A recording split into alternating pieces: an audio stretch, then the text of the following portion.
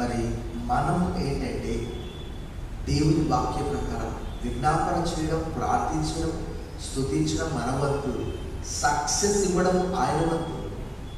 మన పని మనం చేయాలి, దేవుని పార్ట్ దేవుడు చేస్తాడు. మనం ప్రార్థనే లేకుండా ఉంటే, దుఃఖమే లేకపోతే ఓదార్పే లేదు, ప్రార్థనే లేకపోతే జవాబే లేదు.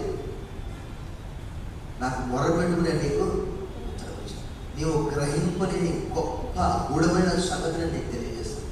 సో మనమందరం, నేను ఈ ప్రార్థన మన ఊళ్ళో రాశా, దేవుడు 204 దినాలు కాపాడాడు. 205 రోజు, మన ముందు ఇంకా 160 రోజులు ఉంటున్నాయి. 365లో 205 పోయి తర్వాత దేవుడు 6 మాసాలు కాపాడాడు మనందరినీ. కొన్ని దుఃఖకరమైన సంఘటనలు కూడా జరిగాయి. మరి వృద్ధురాలు రాహేలమ్మ నిద్రించింది గత శుక్రవారం. ఆ కుటుంబం కొరకు కూడా మనం ప్రార్థించాం.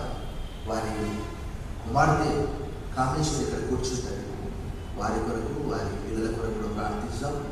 ఇంకా ఎవరైనా దుఃఖంలో ఉంటే, అస్వస్థతగా ఉంటే వారి కొరకు కూడా మనం ప్రార్థించి, ప్రభువు కూడా అలా చేశాడు. కాబట్టి మనం ఈ బైబిల్లో రాయబడిన రీతిగా మన జీవితాల్లో, మన సంఘ జీవితాల్లో, వ్యక్తిగత జీవితాల్లో సక్సెస్ను పొందుకుందాం.